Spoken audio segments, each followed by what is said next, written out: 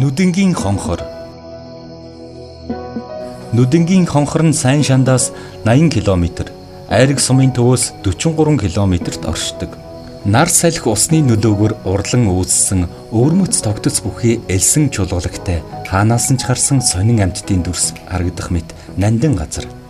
Эдгээр хадны зарим завсраар нь ус гардаг бөгөөд ходоод нь цайн гэж нандинан шүтдэг. Аршааныг зөвхөн эрэгтэй хүн очиж авдаг ба эмэгтэй хүн авбал ширэгдэг гэлцдэг. Уг газрын ойролцоох тойрмоос амны хужир авдаг. Нүдэнгийн хадны завсраас гардаг арчаантай ойролцоо тойрмоос нь бас ходоод нь цайн гэж амны хужир авдаг бөгөөд малчид мал хүн өргөнөөр хэргэлдэг. Зүүн талд нь хөх өндөр хэмээх тахилгат овоо байдаг. Нутгийн иргэд жил бүр тахидаг. Цайдмын тойрон болон нүдэнгийн орчмоор байгалийн сонин дүрс тогтц бүхий хад чулуутай.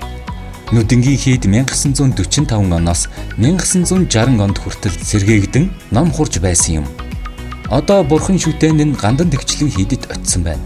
Нүдэнгийн хийдэд ноён хутагт данзан аривжаа түгээмэл элбэгтийн 2 дугаар оны хавар 74-гийн аршаан орох замдаа морилон цаатаж байсан гэх яриа байдаг.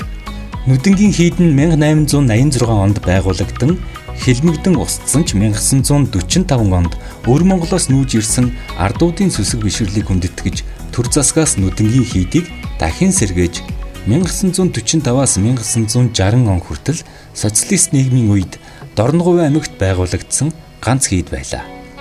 Хийдийн шүтэн Говьинла бурхныг төв гандан хийдэд төвлөрүүлсэн юм а. Та бүхэнд Монгол ард түмний соёлын гавьяц зүтгэлтэн сэтгүүлч Дэлгийн Норвын Дорноговь аймгийн 9 гайхамшигт номоос хүргэлээ.